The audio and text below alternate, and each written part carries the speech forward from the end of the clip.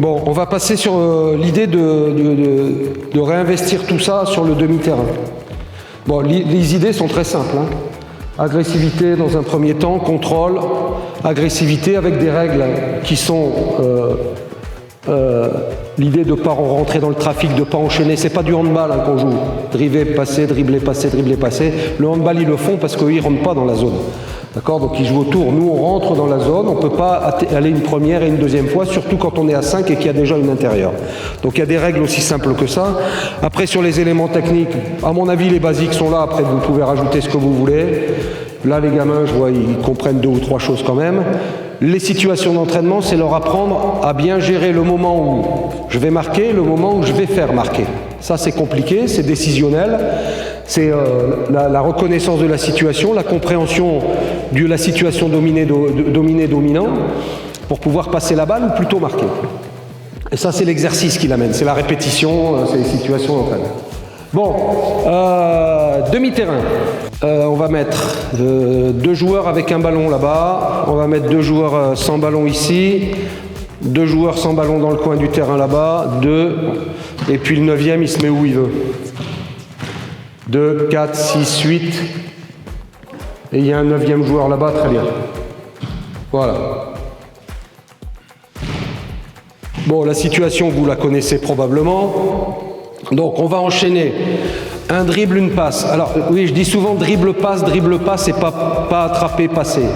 Parce que ça, on leur apprend depuis qu'ils sont petits, d'ailleurs, ils le font. D'accord? Pour reparler de mon équipe, mes joueurs intérieurs, si on veut aller vite vers l'avant, c'est pas attraper, pivoter, avoir une menace qui vient chercher la balle et passer, non. C'est attraper et progresser la balle. Et aujourd'hui, normalement, dans toutes les écoles de basket, c'est pas parce qu'on est grand qu'on leur apprend pas à dribbler. D'accord? On a l'exemple de notre star du moment. Comment il s'appelle, le grand, là? Comment? Wembanyama. Wembanyama. Tu le connais? Tu arrives à prononcer son nom, c'est magnifique. Bon, voilà l'exemple, la caricature extrême, du mec à qui on a appris à dribbler, quoi. Manifestement. Il n'est pas né comme ça, il n'est pas... On a dit, t'es grand, mais tu vas travailler comme un petit. Aujourd'hui, il faut faire ça avec tous les joueurs. C'est-à-dire, de mon idée, c'est petit, grand, tout ça, il faut d'abord développer des outils qui vont servir dans toute leur carrière. Et quelquefois, vous allez avoir des grands. Bon, on prend cet exemple-là, mais pour revenir à la NBA que j'apprécie, maintenant que j'appréciais pas encore 3 ou 4 ans en arrière, ils sont tous grands comme ça, hein. Bon, moi j'ai la chance d'aller les voir au bord du terrain, je fais, oh putain, même le plus petit, il est très grand, quoi. Et ils font tous 2 mètres. Nous, les 2 mètres, on leur dit, non, tu dribbles pas. Non, il faut développer cette idée du dribble. Donc c'est pour ça que très souvent, je dis dribble, passe. Et mes pivots, quand ils attrapent la balle, ils dribblent, ils passent. Et Anna Tadic, elle fait 2 ou 3 dribbles et elle passe.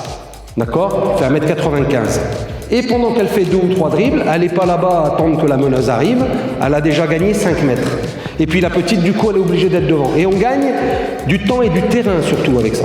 Donc on va essayer de faire ça. C'est-à-dire, tu vas dribbler, passer, attraper en dynamique, dribbler, passer, attraper en dynamique, dribbler, attaquer. Parce que c'est fini. OK? Donc vous deux, vous êtes défenseurs. Et la première passe, tu l'as fait là-bas, je me suis trompé, tu vas passer là-bas. Vous deux, vous allez défendre sur ces deux-là. Dribble, là-bas, vers ton partenaire, passe, cours, viens défendre. Dribble, passe, cours, va défendre. Reçois la balle. Si tu es loin, tu vas l'attaquer. Si tu es prêt, ici, tu vas peut-être shooter, d'accord? Tu vas regarder si on te laisse tirer ou pas, si tu es loin, si tu n'es pas loin, s'il se jette, si tu jettes pas. Donc toi, la dernière passe, quand tu attrapes la balle, tu es obsédé par le scoring, d'accord? Donc tu l'attaques.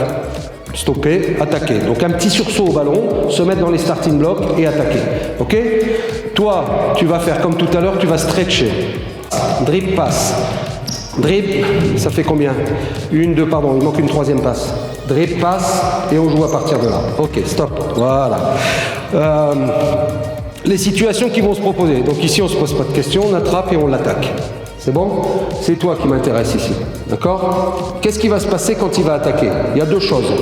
Mets-toi là où tu veux. Quand il va attaquer, déborde-le, va au lay-up, il est resté collé à toi, il ne se passe rien.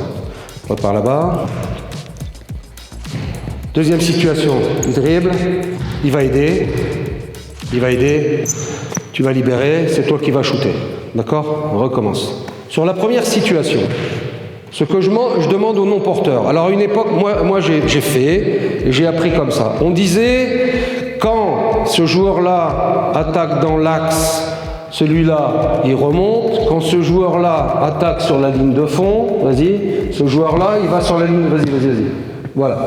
Et on pilotait les gens comme ça. C'est-à-dire que systématiquement, quand la balle venait vers la ligne de fond, on disait il faut un joueur dans le corner. D'ailleurs, tout le monde le réclame encore. Moi, le premier, il faut un joueur dans le corner. Mais pas pour cette raison. Et puis, celui qui attaquait ici, il fallait que quand il pénètre, il puisse donner la balle. Bon, moi je dis que ça a changé. Je pense que ça a changé. Et que la réponse que tu dois donner, mets-toi là par exemple, c'est par rapport à lui. D'accord? C'est-à-dire que s'il attaque dans l'axe et qu'il va aider, vas-y, va aider. Il faut que tu ouvres un angle, bien un petit peu à moitié, machin. Tu sais, un truc un peu pourri, là, on ne sait pas ce que tu fais, comme ça, lui, il est perdu. D'accord? C'est ça un défenseur. Il donne des fausses informations, j'y vais pas, je suis à droite, je suis à gauche, comme ça, il est perdu. Si tu lui montres exactement ce que tu fais, il trouve la solution. Par contre, si tu triches un peu, si tu leurres, comme on dit ici. Donc toi, par rapport à ça, tu dois donner une réponse. Moi, je dis que quand mon défenseur va aider, il ne faut pas couper. Parce que si tu coupes, tu rentres dans l'alignement, etc. Il ne faut pas couper, il n'y a pas de place. Donc moi je dis que quand mon défenseur va aider, d'accord, je dois lui faciliter le travail à ce jour-là. C'est-à-dire effectivement quand il va aider, faire un ou deux pas ici pour s'offrir un tir et surtout pour lui faciliter la passe, c'est bien. D'accord? La deuxième chose, remets-toi là et colle-le comme une sangsue. Voilà. Si mon défenseur ne va pas aider, je vais couper au panier. Attaque, sprint. Voilà. Ok? Reprends la balle ici. Donc tu as deux options. Il va aider, j'aide mon partenaire au large. Il ne va pas aider, je coupe, j'aide mon partenaire à l'intérieur. Voilà. Au large, c'est ça que j'ai oublié de dire juste avant. Va aider. Voilà. Ça peut être ici, d'accord? Mais ça peut être aussi, quand il vient de loin, par exemple, si tu pars d'ici et que tu fais comme ça, vas-y, viens aider là-bas. Ça peut être aussi aller glisser dans le corner pour shooter. Ok? Donc c'est pas tout le temps là. Tout le temps là, c'est il y va ou il y va pas. Et c'est pas pareil. Donc c'est lui que tu dois regarder. C'est bon? C'est toi qui as le ballon au départ?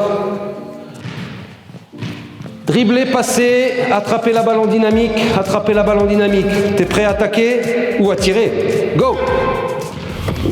Dribble passe, est-ce qu'il y a un shoot? Il n'y a pas, attaque-le. Rebond. Ok. Oui, c'est bien. Sauf que là, tu devrais essayer d'attraper la balle dans une zone où tu t'offres un tir déjà. Tu vois, parce que tu viens attraper la balle ici, à moins que tu shootes à 8 mètres, je t'ai pas vu que tu shootes d'ici, toi? J'en connais qui shootent d'ici, quelquefois. Non, alors ici, mais essayez d'attraper la balle ici déjà pour avoir ce shoot. Parce que si tu as le shoot, il va sortir et tu pourras l'attaquer. Si tu n'as pas le shoot, il va te regarder en disant vas-y, tente ta chance. Go! Dribble passe, prêt à tirer, attaque, stop. Voilà, on repart. Donc ici, vas-y, mets-toi là. Ok. Après, on verra ce qu'on peut faire avant le dribble. Si tu dribbles par là, tu n'attaques pas. T'as de la famille dans les gradins? Non? Bon alors. Ici, il n'y a rien là-bas. C'est ça que tu attaques. D'accord? Donc, c'est là ou là. Ok? Bon. Ce qu'on peut utiliser pour déséquilibrer ce défenseur-là, si c'est pas ouvert tout de suite, c'est peut-être les feintes. D'accord? C'est-à-dire, quand tu attrapes la balle ici, regardez si on peut tirer là, ici sur la feinte pour l'obliger à sauter et attaquer, peut-être.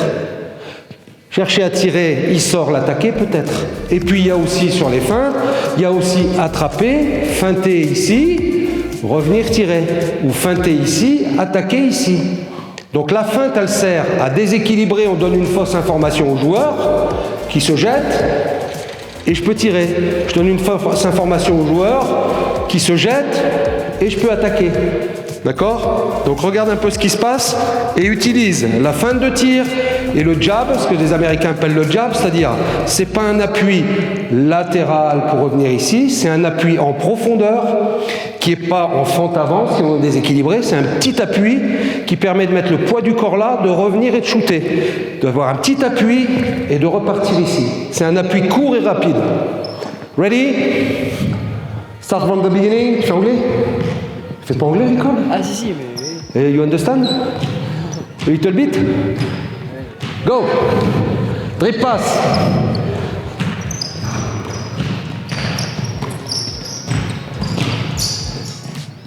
Suivant. Go! Drip pass, sprinter, prêt à attaquer, prêt à tirer peut-être? Rebond. Go! En anglais, ils disent airball, je crois. C'était... Allez! Bien. Stop. On recommence. Stop. C'est bien jusqu'au moment où on n'attrape pas la balle. Je serais allé un petit peu plus loin. Repars de là-bas, les mêmes. 3 passes. Parti. Stop. Start again. Don't forget your dribble. One dribble, one pass.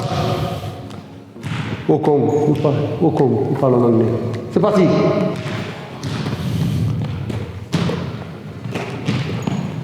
Décision. Oui. Mais c'est pas mal ça, rebond. Et il y a rebond peut-être, non? Il y a peut-être rebond? Ouais, il y a 2 points du coup. Non, on joue. Lâche, tire ou attaque. Allez. Stop. Qu'est-ce que vous faites tous les deux dans la zone? Restretch ton attaque. Va te remettre derrière la ligne des 3 points. Recommencez les mêmes. Le deuxième joueur, je veux le voir derrière la ligne des 3 points. Go! Vitesse dans les passes. Un petit sursaut. Qu'est-ce qu'on fait? Si, j'aime bien ça. Qu'est-ce qu'on fait-il? Rebond. C'est-à-dire, les 3 dribbles là où tu crosses, en plus, ça sert à rien de crosser, écoute-moi bien, ça sert à rien de crosser. Il faut que tu mettes du dribble et que tu attaques vers l'avant, que tu engages et que tu essaies de dépasser ton adversaire. Pas que tu dribbles sur place, tu mets 1 ou 2 dribbles là, ici. D'accord? Parce que la dernière option, donne-moi la balle. Là, lui, il est beaucoup plus fort que moi, tiens. Quand on me passe la balle et que je suis face à cet adversaire que je ne vais pas déborder, il est beaucoup plus fort que moi, beaucoup plus fort. Donc je ne peux pas tirer, il ne me laisse pas tirer, je ne peux pas l'attaquer, il ne me laisse pas attaquer, d'accord? Ben, je vais aller chercher mon partenaire. Ça, c'est ma 3e option. C'est, moi, je ne sers à rien, je vais passer la balle, je vais attendre mon tour, je vais stretcher, il va attaquer, il va déborder, puis j'aurai peut-être la balle pour avoir mon shoot à 3 points. En place. Go! Allez.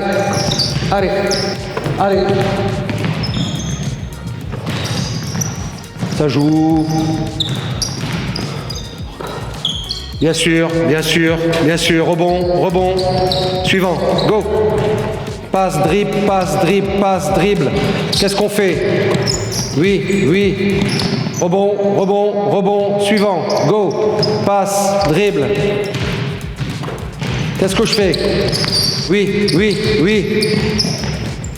Il y a peut-être une passe dans le corner. Suivant. Go. Ah bah oui. Allez, prends une décision. Bien sûr. Rebond. Suivant. Allez, c'est ta responsabilité, ça. Bien. Qu'est-ce que tu prends comme décision? Rebond. Go. Suivant. Alors, stop. Sur ce sujet, par rapport à la situation de 1 contre 1 ici, à la décision que prennent les jeunes. La difficulté pour les entraîneurs, c'est de dire, il ne faut pas refuser les tirs. Si on veut vraiment former des jeunes, si on veut vraiment les former, faut leur dire, il ne faut pas refuser les tirs, mais il faut trouver après le bon équilibre entre eux. On peut tirer quand on veut. Moi, je sors des vestiaires, là-bas, je peux tirer. Même avec les pieds, je tire, d'accord? Sauf que je ne vais pas les marquer. Donc après, il y a... Le coach, il me dit, c'est ouvert, tu as le droit au tir, surtout si on développe l'idée du rebond. Vous avez vu que depuis tout à l'heure, à chaque fois qu'il y a un tir, je demande de prendre des rebonds. Même les lay-ups, il faut prendre des rebonds. D'accord? On développe l'idée du rebond, c'est-à-dire qu'on accepte de rater. Mais après, vous, vous devez commencer à apprendre à vous connaître. Il y a des gens, il faut absolument qu'ils tirent, même un jour ils savent faire que ça d'ailleurs, et on les signe quand même dans les équipes professionnelles, ils sont payés pour tirer à 3 points. Ok? Mais à vous de comprendre que oui, j'ai le tir, mais ce tir-là, ça fait 0 au bout du compte, quoi. D'accord? Et on est quand même là pour qu'il y ait des points au compteur. Donc peut-être que je ne vais pas tirer même s'il est ouvert pour attaquer. Ça, c'est votre responsabilité à vous. Donc trouvez le bon équilibre entre eux. Il faut tirer, je suis tout seul. Parce que si je tire pas, je joue pas au basket. Mais si j'en mets un sur 12, pour mon équipe, c'est un petit peu embêtant. Donc essayez de trouver cette bonne balance entre les deux. C'est parti. Allez, plus vite. Tu arrives à dire quelle heure il est là? 4 heures moins 20. Allez, allez, allez, allez, allez, allez, allez. Dribble, forte, dribble, forte, dribble, forte. Décision, choix. Alors. Stop, voilà. C'était très bien. Le seul truc qui me déplaise, c'est que tu passes la balle et que tu arrêtes de jouer. Alors que depuis le début de mon intervention, je dis 1 au drive, 1 à 3 points. 1 au drive, 1 à 3 points. Et donc tu rentres, tu passes et puis tu arrêtes de jouer. Il faut que tu passes, on n'est que 2, que tu sprintes, parce que quand on court sans le ballon au basket, on sprint, et que tu viennes te resituer dans une fenêtre de passe, et que tu stretches, parce que là on peut se faire 10 passes dans la zone, on est toujours à 2 là. Tandis que si tu écartes ici, tu vas avoir beaucoup plus d'espace, peut-être des tirs ouverts et des attaques. Donc dès que tu donnes la balle, si tu n'es pas au rebond, il faut que tu viennes derrière la ligne des 3 points. Suivant. Go. Allez.